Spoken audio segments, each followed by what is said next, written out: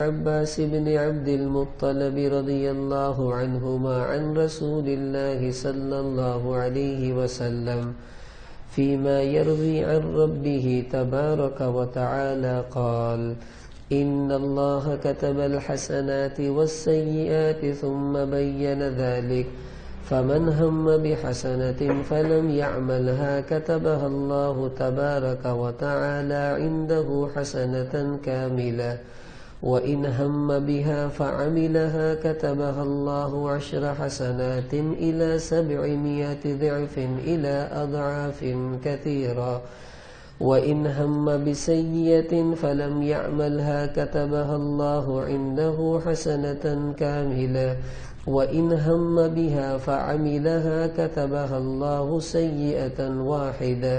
متفق علیہ۔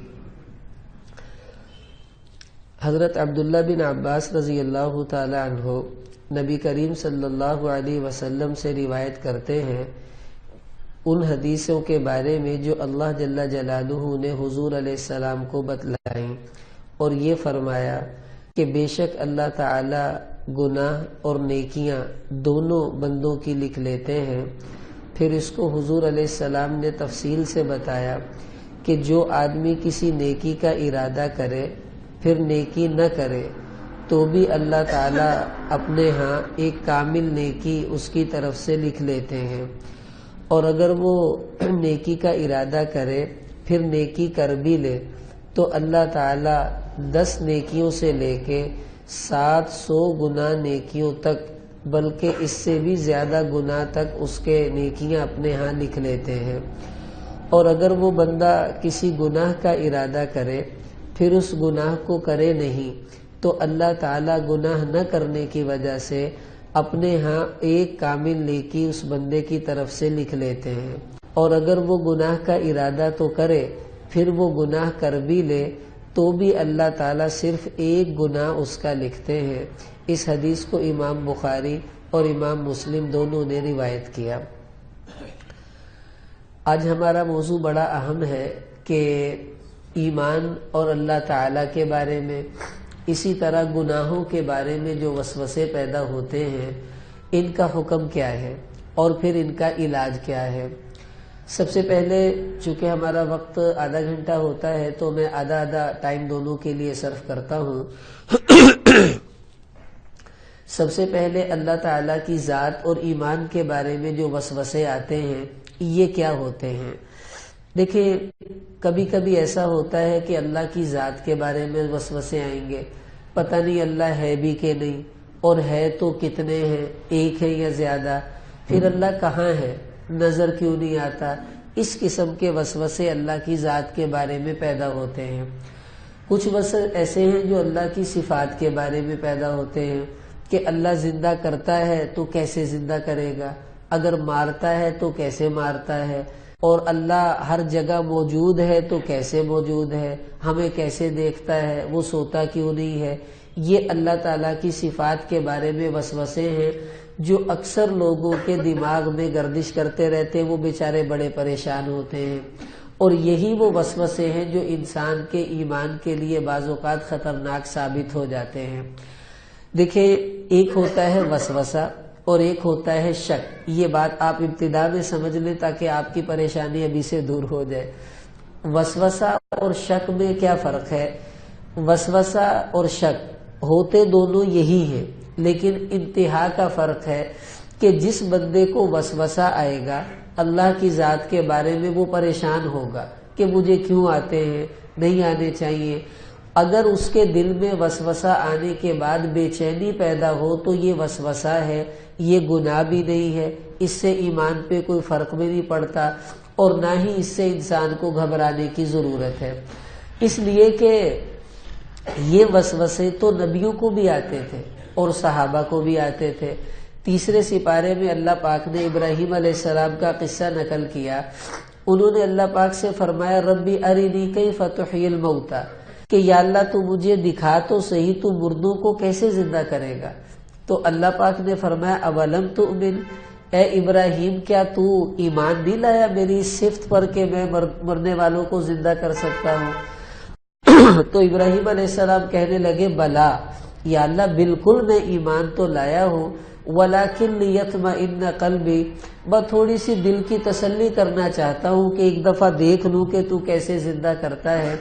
تو اس سے پتہ چلا کہ نبیوں کو بھی بعض اوقات دل میں ایسے وساوس آ جاتے تھے، لیکن یہ وساوس ایمان کے منافی نہیں ہے، کیونکہ ابراہیم علیہ السلام کا یہ جواب کہ بلا یا اللہ کیوں نہیں میں مومن ہوں، اس سے پتہ چلا ایسے وسوسے آنے کے باوجود آدمی مومن رہتا ہے، کافر نہیں ہوتا، گھبرانے کی ضرورت نہیں ہے۔ ایسے ہی صحابہ کو بھی یہ وسوسے آتے تھے۔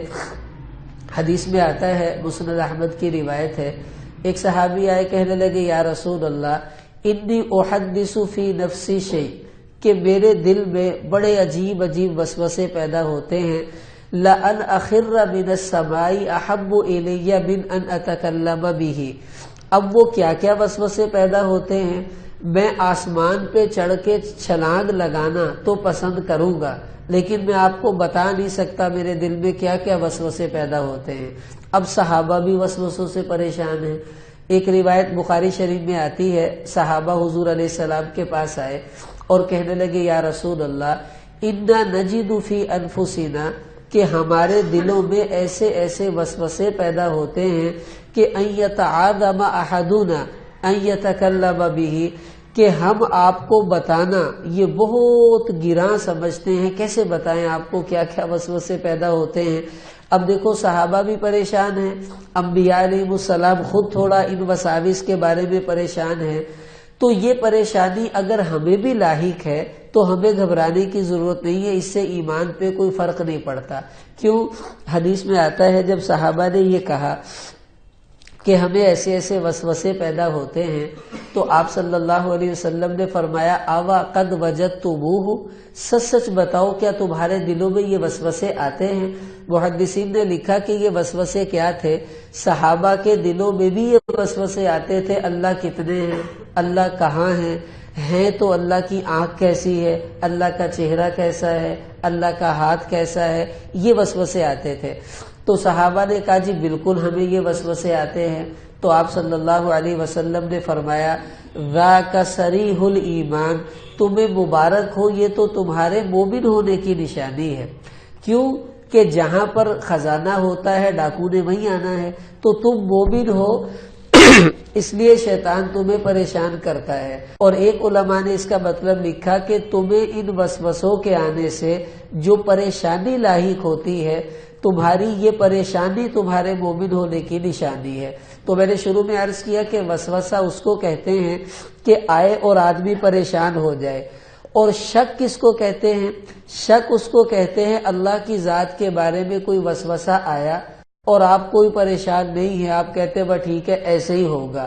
شک کرنے کی وجہ سے آدمی کافر ہو جاتا ہے کہ اللہ ہے یا نہیں ہے، اب شک میں پڑ گیا، تو اور مطمئن ہے کہ پتہ نہیں ہے گا کہ نہیں ہے گا، تو یہ شک کرنے کی وجہ سے آدمی ایمان سے نکل جاتا ہے۔ اور اگر اس کے بعد اس کے دل میں وہ جو ہے پریشانی آئے کہ کیوں وسوسہ آ رہا ہے، تو یہ پریشانی اس کے مومن ہونے کی نشانی ہے۔ یہی سے فرق ہو جائے گا کہ میں مومن ہوں یا نہیں ہوں، اور مجھے وسوسہ آ رہا ہے یا شک آ رہا ہے تو گھبرانے کی ضرورت نہیں ہے۔ اب اگر یہ وسوسے آئیں تو ہمیں کیا کرنا ہے؟ بخاری شریف میں حدیث آتی ہے، آپ علیہ السلام نے فرمایا کہ شیطان تمہارے پاس آئے گا اور یوں کہتا ہے من خلق کذا من خلق کذا، فلاں چیز کس نے بنائی، فلاں چیز کس نے بنائی، اور تم کہتے جاؤ گے فلاں چیز اس نے بنائی، حتیٰ کہ شیطان تمہاری زبان سے یہ کہلوائے گا من خلق اللہ، یار فلاں چیز تو اللہ نے بنائی، فلاں چیز تو اللہ نے بتائی، یہ اللہ کو کس نے بنایا ہے؟ اب یہ وسوسہ تمہاری زبان پر شیطان لائے گا۔ اور مسند احمد کی روایت میں یوں آتا ہے کہ شیطان تمہارے پاس آئے گا اور آ کر کہے گا من خلق السماء، آسمان کس نے بنایا؟ تو تم دل میں شیطان کو جواب دے دو گے اللہ عز وجل، اللہ نے بنایا۔ پھر وہ کہے گا من خلق الارض، یہ بتاؤ زمین کس نے بنائی؟ تو تم دل میں جواب دو گے کہ اللہ نے بنائی ہے۔ پھر وہ تم سے کہے گا من خلق اللہ، یہ بتاؤ اللہ کو کس نے بنایا؟ فرمایا جب یہاں تک نوبت آ جائے تو اللہ کے نبی نے اس کے 5 علاج بتائے ہیں، یہ 5 کام تم کر لو گے تو یہ وسوسے تمہارے دور ہو جائیں گے۔ سب سے پہلا علاج بخاری شریف کی روایت میں آپ صلی اللہ علیہ وسلم نے یہ فرمایا کہ فَلْيَسْتَعِذْ بِاللَّهِ، جو ہی یہ خیال تمہارے دماغ میں آ جائے فوراً کہو اعوذ باللہ من الشیطان الرجیم، کہ شیطان کی طرف سے آیا، اللہ کی پناہ میں آ جاؤ، اللہ تمہارے وسوسے کو دور کر دیں گے۔ دوسرا ابو داؤد شریف کی روایت میں آپ صلی اللہ علیہ وسلم نے اس کا علاج بتایا، ثم لیتفل عن یسارہ ثلاثا، کہ جو ہی یہ وسوسہ آئے اعوذ باللہ پڑھے اور بائیں طرف کو منہ کر کے 3 دفعہ تھو تھو تھو تھوک دے۔ مسجد میں ہو تو تھوکے نہیں، تھوکنے کی شکل بنائے، گھر میں ہو تو تھوڑا سا تھوک دے۔ یہ 3 دفعہ تھوکنا ان وسوسوں کا علاج ہے کہ اللہ دماغ سے وہ وسوسے ختم کر دیں گے۔ تیسرا ایک روایت میں آپ صلی اللہ علیہ وسلم نے اس کا علاج بتلایا کہ آدمی یوں کہے آمنت باللہ ورسولہ، کہ جب یہ وسوسہ آئے اللہ ہے کہ نہیں ہے، فوراً کہے آمنت باللہ ورسولہ۔ یہ بھی ابو داؤد شریف کی روایت ہے کہ میں اللہ پر اور اس کے رسول پر ایمان لایا، وہ جیسا بھی ہے بس میں ایمان لایا، مجھے سوچنے کی ضرورت نہیں۔ یہ علاج تیسرا بتایا یہ وسوسے کے دور کرنے کا۔ چوتھا علاج آپ صلی اللہ علیہ وسلم نے ایک روایت میں فرمایا، جس کے ذہن میں یہ وسوسہ آئے اللہ کتنے ہیں یا نہیں ہیں، فوراً کہے اللہ احد اللہ الصمد لم یلد ولم یولد ولم یکن لہ کفوا احد۔